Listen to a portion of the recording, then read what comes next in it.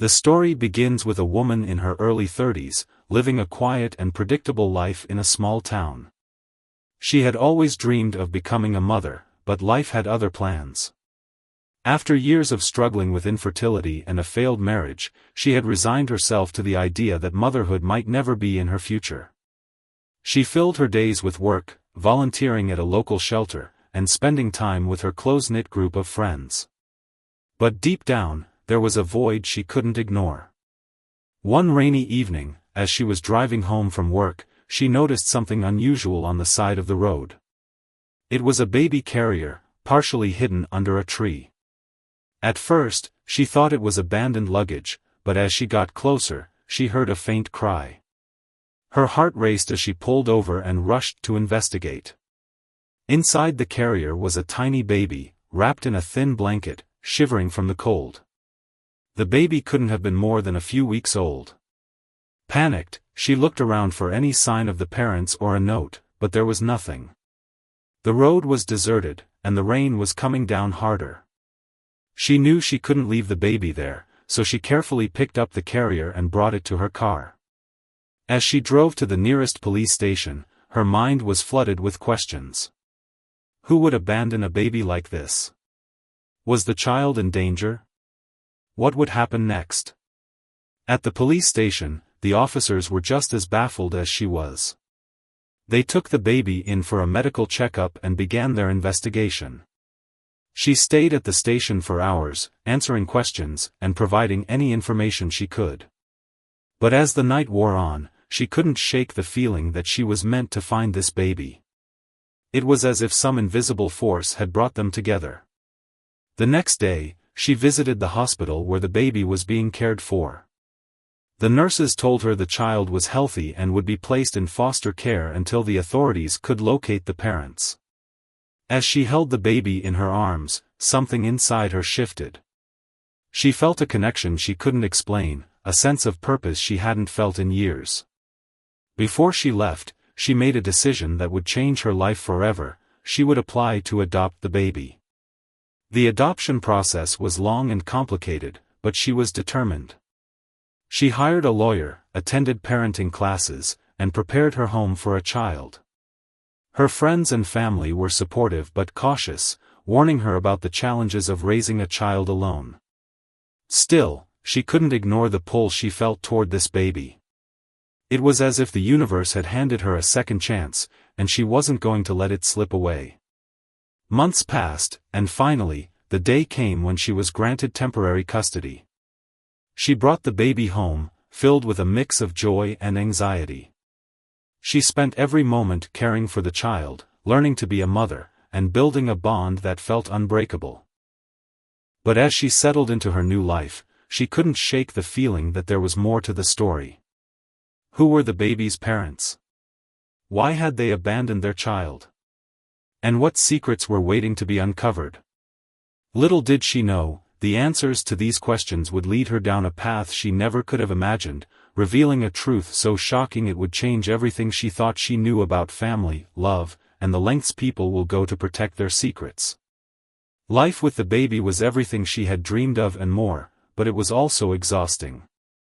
The late-night feedings, the endless diaper changes, and the constant worry about whether she was doing everything right kept her on her toes. Still, she wouldn't have traded it for anything. The baby, whom she had named Arav, meaning peaceful, in Sanskrit, brought a sense of joy and fulfillment she hadn't known was possible. His laughter filled her small home, and his tiny hands clutching her finger made her feel like she had finally found her purpose. As the weeks turned into months, she settled into a routine. She took Arav to the park, introduced him to her friends, and even started a scrapbook to document his milestones. But despite the happiness, there was always a lingering question in the back of her mind: where had he come from? The police had made little progress in their investigation. No one had come forward to claim him, and there were no leads on who might have left him on the side of the road that rainy night. It was as if Arav had appeared out of nowhere, a gift from the universe. One afternoon, while Arav was napping, she decided to go through the few items that had been found with him. Aside from the thin blanket he had been wrapped in, there was nothing else, no note, no identifying marks, not even a piece of clothing. She examined the blanket again, hoping to find something she might have missed. It was a simple, handmade piece, with a small embroidered symbol in one corner. She hadn't paid much attention to it before, but now it struck her as odd. The symbol looked like a stylized sun, surrounded by tiny stars. It was unique, almost like a family crest or a logo. Curious, she took a photo of the symbol and decided to do some research online. She spent hours scrolling through websites, looking for anything that matched the design. At first, she found nothing, but then she stumbled upon a forum dedicated to handmade textiles. She posted the photo, asking if anyone recognized the symbol. To her surprise, she received a response within a few hours. A user commented that the design looked similar to the work of a small artisan community in a remote village several hundred miles away. Her heart raced as she read the comment. Could this be a clue to Ariv's origins? She knew it was a long shot, but she couldn't ignore the possibility. She reached out to the user, who provided her with the name of the village and a few contacts in the area. Over the next few days, she made calls and sent emails, trying to gather more information. It wasn't easy, the village was isolated, and communication was limited, but she was determined to follow every lead. Meanwhile, life with Ariv continued to bring her both joy and challenges. He was a happy baby, but he had started to develop a strange habit. Every night, just before bedtime, he would stare at the ceiling as if he were looking at something she couldn't see. At first, she thought it was just a quirk, but it happened so often that it began to unsettle her. She mentioned it to her pediatrician, who assured her it was nothing to worry about. Still, she couldn't shake the feeling that there was more to it. One evening, as she was putting Ariv to bed, she noticed something unusual. He was staring at the ceiling again, but this time, his tiny hand reached out as if he were trying to touch something. She followed his gaze and saw a faint shadow moving across the ceiling. It was probably just a trick of the light, but it sent a chill down her spine. She picked him up and held him close, trying to calm her racing thoughts. Was she imagining things, or was there something she wasn't seeing? The next day, she received an email from one of the contacts in the village. The person confirmed that the symbol on the blanket was indeed from their community. It was a traditional design used by a specific family, one that had lived in the village for generations. The email included a photo of a similar blanket, along with a name, Mira. According to the contact, Mira was a young woman who had left the village a few years ago and hadn't been heard from since. Her mind raced with possibilities. Could Mira be Ariv's mother? And if so, why had she left him on the side of the road? She knew she had to find out more. She began making plans to visit the village, but it wasn't going to be easy. The journey would take several days, and she would have to bring Ariv with her. She also had no idea what she would find when she got there. But something inside her told her she had to go. Ariv deserved to know where he came from, and she needed answers. As she packed their bags and prepared for the trip, she couldn't help but feel a mix of excitement and fear. What if the truth was more than she could handle? What if it changed everything she had built with Ariv? But deep down, she knew there was no turning back. The mystery of Ariv's past was calling to her, and she was ready to face it, no matter where it led. The journey to the village was long and arduous. She had never traveled so far with a baby before, and the logistics were overwhelming. Ariv, now a curious and active 6-month-old, was both a delight and a handful. He giggled at the passing scenery from his car seat, but the hours on the road left him fussy and restless. She stopped frequently to feed him, change him, and let him stretch his tiny limbs. Despite the challenges, she felt a sense of purpose driving her forward. She was on a mission, not just for herself, but for Ariv. The village, when they finally arrived, was unlike anything she had ever seen. Nestled in the foothills of a mountain range, it was a place where time seemed to stand still. The air was crisp, and the landscape was dotted with small, rustic homes and terraced fields. The people she met were warm and welcoming, though they eyed her with curiosity. A stranger with a baby was not a common sight in such a remote place. She found the contact who had emailed her, a middle-aged woman named Lotta, who ran a small textile workshop. Lotta greeted her with a kind smile and immediately recognized the blanket she had brought with her. "This is Mira's work," Lotta said, running her fingers over the embroidered symbol. "She was one of the most talented artisans in our village. But she left years ago, and we haven't heard from her since." Lotta invited her and Arif into her home, offering them tea and a place to rest. As they sat together, Lotta shared what she knew about Mira. She was a bright and ambitious young woman who had dreamed of a life beyond the village. She had left to pursue opportunities in the city, but no one knew exactly where she had gone or what had happened to her. The last anyone had heard, she was working as a nanny for a wealthy family. "Do you think she could be Arif's mother?" she asked, her voice trembling with hope and fear. Lotta hesitated, then nodded slowly. "It's possible." Mira was kind and caring, but she was also very private. If she was in trouble, she might not have reached out to anyone here. The thought of Mira being Arif's mother filled her with a mix of emotions. On one hand, it felt like a piece of the puzzle was falling into place. On the other, it raised more questions. Why had Mira left Arif? Was she in danger? And where was she now?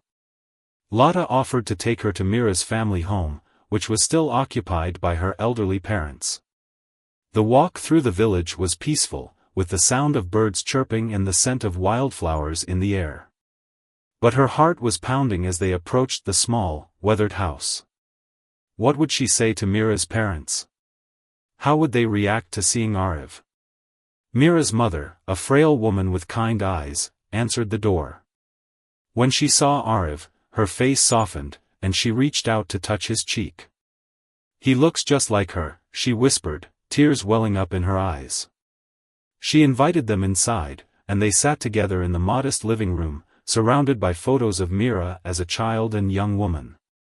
As they talked, Mira's parents shared stories about their daughter. She had always been independent and determined, but she had also struggled with the expectations placed on her. They had hoped she would return to the village one day, but as the years passed, they had lost hope of ever seeing her again. When she showed them the blanket and explained how she had found Arif, Mira's mother broke down in tears.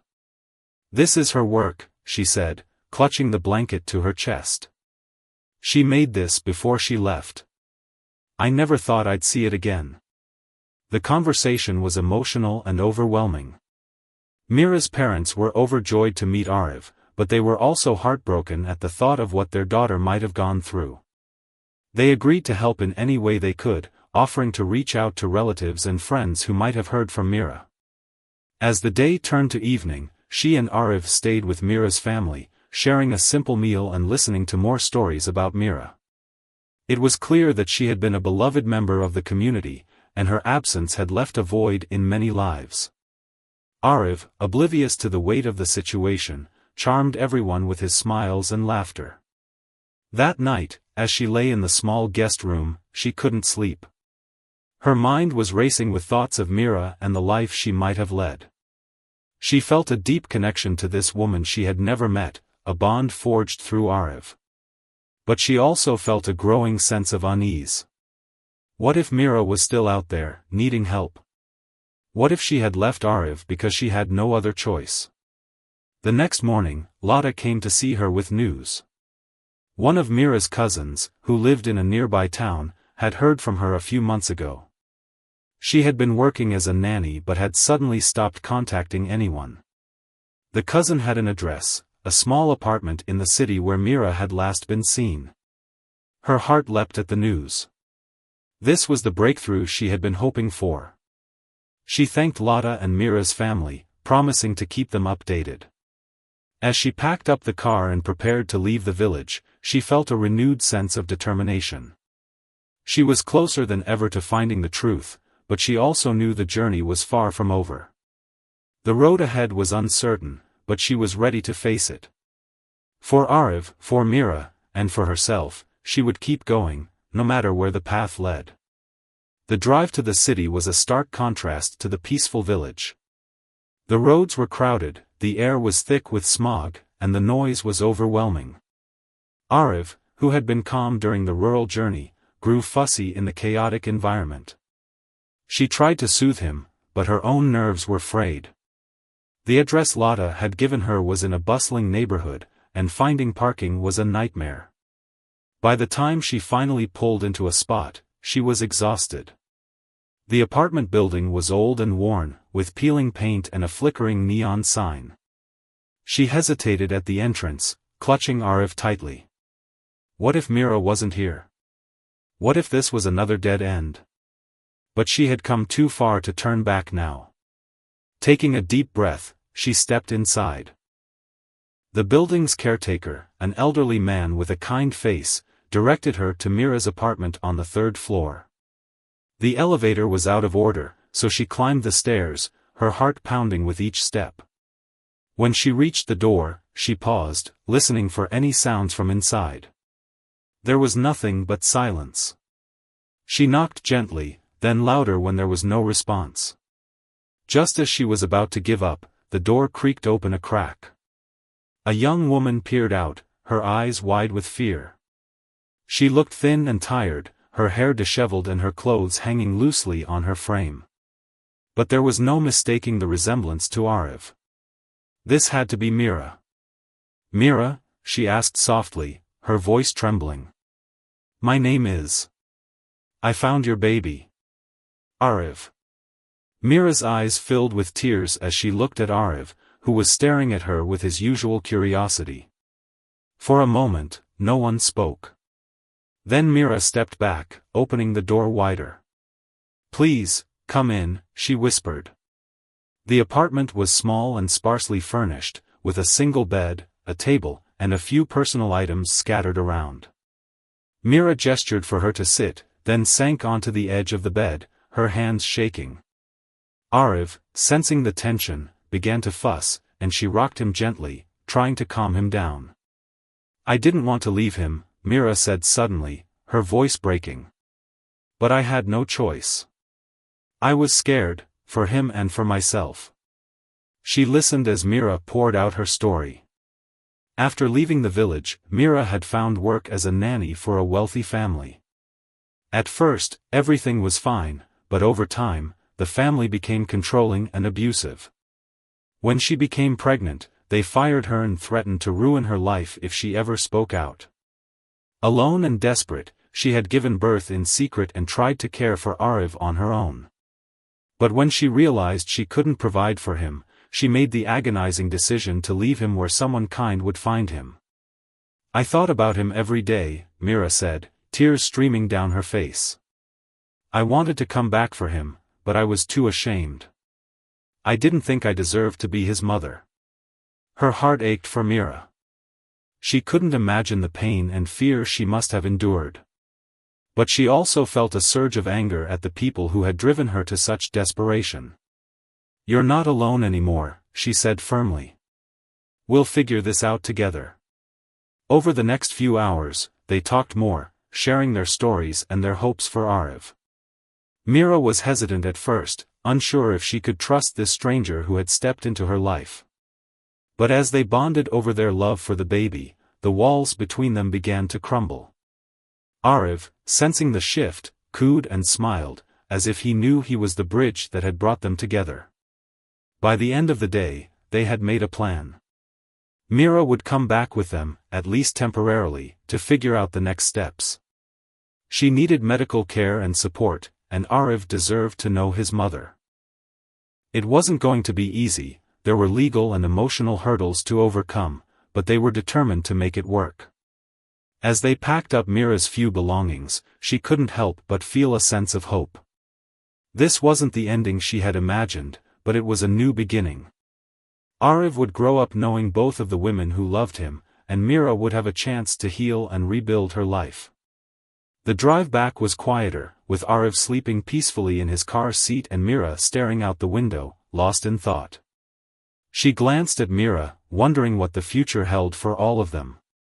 There were still so many questions, so many challenges ahead. But for the first time in a long time, she felt like she wasn't alone. As they pulled into her driveway, she turned to Mira and smiled.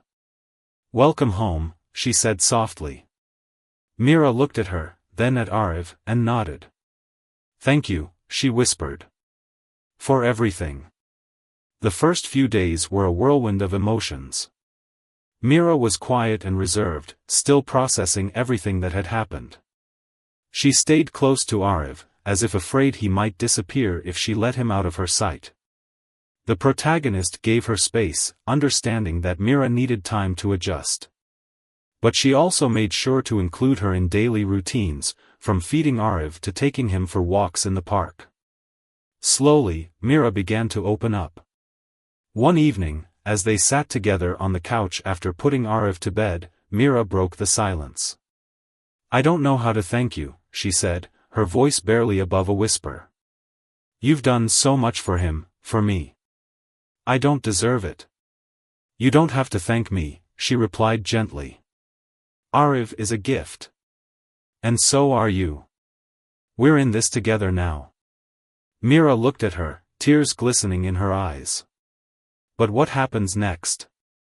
I don't have anything to offer. No job, no money, no plan." "We'll figure it out," she said firmly. "You're not alone anymore. We'll take it one step at a time."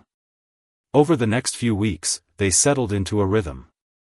Mira started seeing a therapist to work through her trauma, and the protagonist helped her navigate the legal process of reclaiming her rights as Arif's mother.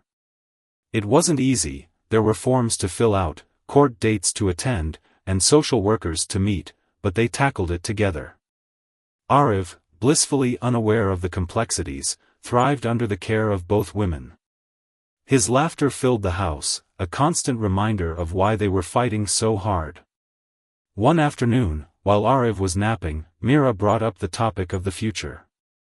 "I've been thinking," she said hesitantly. "I want to contribute. I can't just sit here while you do everything. Maybe I could find a job, or learn something new." The idea sparked a conversation about Mira's skills and interests. She had always loved working with her hands, and her talent for embroidery was undeniable. The protagonist suggested they turn that passion into a small business. They could start by selling handmade items online, using the symbol from Arif's blanket as their logo. Mira's eyes lit up at the idea, and they spent the rest of the day brainstorming designs and setting up a simple website. As the days turned into weeks, Mira began to regain her confidence. She threw herself into her work, creating beautiful pieces that told stories of resilience and hope. The protagonist helped her market the business, and soon, orders started coming in. It wasn't much, but it was a start, a way for Mira to reclaim her independence and build a future for herself and Arif. But not everything was smooth sailing. There were moments of tension, times when the weight of their shared responsibility felt overwhelming. One night, after a particularly difficult day, they found themselves arguing over something trivial, whether Arif should wear a blue or green onesie. It wasn't really about the onesie, of course. It was about the fear and uncertainty that still lingered beneath the surface. "I just want what's best for him," Mira said, her voice trembling.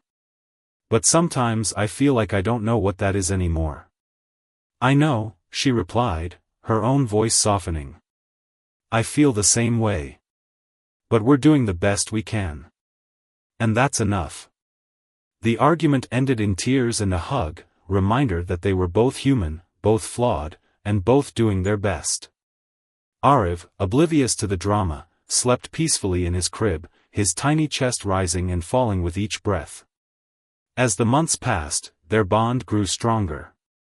They celebrated Arif's first birthday with a small party, inviting friends and Mira's parents, who had traveled from the village to be there.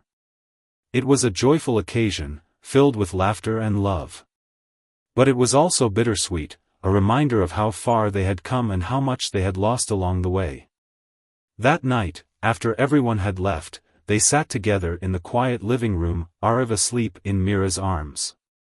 "I never thought I'd have this," Mira said softly. "A family. A home. A future." "Neither did I," she replied, smiling. "But here we are." They sat in silence for a while, watching Arav sleep. He was the thread that had brought them together, the reason they had fought so hard. And as they looked at him, they knew that no matter what challenges lay ahead, they would face them together. Life settled into a new kind of normal. Mira's small embroidery business began to gain traction, and she started to feel a sense of purpose she hadn't known in years. The protagonist continued to support her, balancing her own work with helping Mira manage orders and care for Arav. They were a team, bound together by their love for the little boy who had brought them together. But just as they began to feel like they were finding their footing, a new challenge arose. One evening, as they were cleaning up after dinner, the doorbell rang. The protagonist opened the door to find a man standing there, his expression unreadable. He introduced himself as a private investigator hired by the wealthy family Mira had once worked for. He had been sent to resolve the situation regarding Arav. Panic surged through her as she called Mira into the room. Mira's face turned pale when she saw the man, and she instinctively stepped closer to Arav, who was playing on the floor. The investigator explained that the family had learned about Arav's existence and wanted to ensure the matter was handled discreetly. He implied that they were prepared to take legal action if necessary. The threat hung in the air like a storm cloud. Mira's hands trembled as she picked up Arav, holding him tightly. "They can't take him," she whispered, her voice filled with fear. "They can't." The protagonist tried to stay calm, though her own heart was racing. "We'll figure this out," she said firmly. "They don't have any rights to him. But we need to be prepared." That night, after Arav was asleep, they sat down to discuss their options. They knew they needed legal advice, but neither of them had the resources to hire a lawyer. The protagonist reached out to a friend who worked in family law, who agreed to help them pro bono. Over the next few days, they gathered all the documentation they could, Arav's birth records, Mira's medical history, and evidence of the family's mistreatment of her. It was a daunting process, but they were determined to protect Arav at all costs. The legal battle that followed was grueling. The wealthy family used their resources to drag out the process, hoping to wear Mira down. There were court appearances, depositions, and endless paperwork. Mira struggled with anxiety, often waking up in the middle of the night, convinced she would lose Arav. The protagonist did her best to reassure her, but she too felt the strain. The uncertainty was exhausting, and the fear of losing Arav was a constant weight on their hearts. Through it all, Arav remained their anchor. His laughter and curiosity reminded them why they were fighting so hard. He was thriving, growing into a happy, healthy toddler who adored both of his mothers. They took turns reading him bedtime stories, teaching him new words, and watching him explore the world with wide-eyed wonder. He was their joy, their reason to keep going. One afternoon, as they were playing with Arav in the park, Mira turned to the protagonist with a thoughtful expression.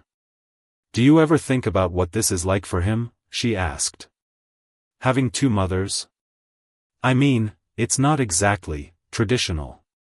She smiled, watching Arav chase a butterfly. "I think he's lucky," she said. "He has twice the love, twice the support. And he'll grow up knowing that family isn't about blood or tradition, it's about the people who show up for you, no matter what." Mira nodded, her eyes softening. "I never thought I'd have this," she said quietly. "A family. A home. A future. I don't want to lose it." "You won't," she replied, squeezing Mira's hand. "We're in this together. No matter what." The legal battle came to a head a few weeks later. The judge ruled in their favor, stating that the wealthy family had no legal claim to Arav and that Mira was his rightful mother. The relief was overwhelming. They hugged each other tightly, tears streaming down their faces, as Arif babbled happily in the background.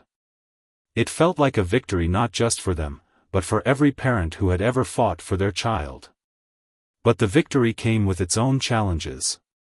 The media caught wind of the story, and soon they were fielding calls from reporters and dealing with unwanted attention. They decided to keep a low profile, focusing on their little family and the life they were building together. Mira's business continued to grow, and she began to take on more responsibility, gaining confidence with each passing day. One evening, as they sat together on the porch watching Arif play in the yard, Mira turned to her with a smile. "I've been thinking," she said, "about the future. I want to go back to school. Learn more about design, maybe even start my own brand someday." The protagonist's heart swelled with pride. "That's a great idea," she said.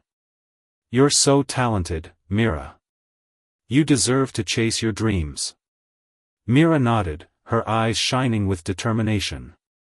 "And I want Arif to grow up seeing that. Seeing that no matter where you start, you can build something beautiful." They sat in silence for a while, watching Arif chase fireflies as the sun set. The road ahead was still uncertain, but they were ready to face it together. They had built a life out of love and resilience, and they knew that as long as they had each other, they could handle anything. Life after the legal battle was quieter but no less meaningful. The media attention eventually faded, and they were able to return to the simple, joyful routines they had built. Arif was growing fast, his personality shining through in every smile, every new word, and every mischievous giggle. He was a happy child, surrounded by love, and it showed in the way he lit up every room he entered. Mira's dreams of going back to school became a reality. With the protagonist's encouragement, she enrolled in a design course at a local community college. It was challenging to balance her studies with motherhood and her growing business, but she was determined. She often stayed up late, sketching designs or working on assignments, but she never complained. This was her chance to build something for herself, and she wasn't going to waste it. The protagonist, too, found herself growing in ways she hadn't expected. She had always been independent, but sharing her life with Mira and Arif had taught her the beauty of partnership. She loved watching Mira flourish, and she took pride in being part of Arif's life. She had never imagined herself as a mother, but now she couldn't picture her life any other way. One evening, as they sat together in the living room, Mira sketching designs, the protagonist reading a book, and Arif playing with his toys, Mira broke the silence. "Do you ever think about how strange it is?" she asked, her voice soft. "How we ended up here, together. It's like the universe brought us together for a reason." She looked up from her book and smiled. "I think about it all the time. It's not the family I imagined, but it's the family I needed. And I wouldn't trade it for anything." Mira nodded, her eyes glistening. "Me neither. Arif is so lucky to have you. And so am I." The moment was quiet but profound, a reminder of how far they had come. They had started as strangers, brought together by a baby in a series of extraordinary circumstances. But now, they were a family, not by blood, but by choice. And that, they realized, was the most powerful bond of all. As the months passed, their lives continued to evolve. Mira's designs gained recognition, and she was invited to showcase her work at a local art fair. The protagonist helped her prepare, setting up a booth and displaying her pieces with pride. Arif, now a toddler with boundless energy, helped by handing out flyers to anyone who would take them. The fair was a success, and Mira's confidence grew with every compliment and sale. But the real victory was in the way they had built a life together. They celebrated small milestones, Arif's first steps, Mira's first A on an assignment, the protagonist's promotion at work. They leaned on each other during tough times, like when Arif had a fever that wouldn't break or when Mira felt overwhelmed by her workload. They were a team, united by their love for each other and for the little boy who had brought them together. One sunny afternoon, they took Arif to the park where it had all begun. They watched as he ran through the grass, chasing butterflies and laughing with pure joy. Mira turned to the protagonist, her expression thoughtful. "Do you think he'll ever understand?" she asked. "How much we've been through for him?" "I think he'll know," she replied, watching Arif with a smile. "Not because we'll tell him, but because he'll feel it. He'll grow up knowing he's loved, and that's all that matters." Mira nodded, her eyes filled with gratitude. "Thank you," she said softly. "For everything. For finding him. For finding me." The protagonist reached over and squeezed her hand. "Thank you too. For trusting me. For letting me be part of this." They sat together in silence, watching Arif play. The future was still uncertain, but they weren't afraid. They had faced challenges before, and they had come out stronger on the other side.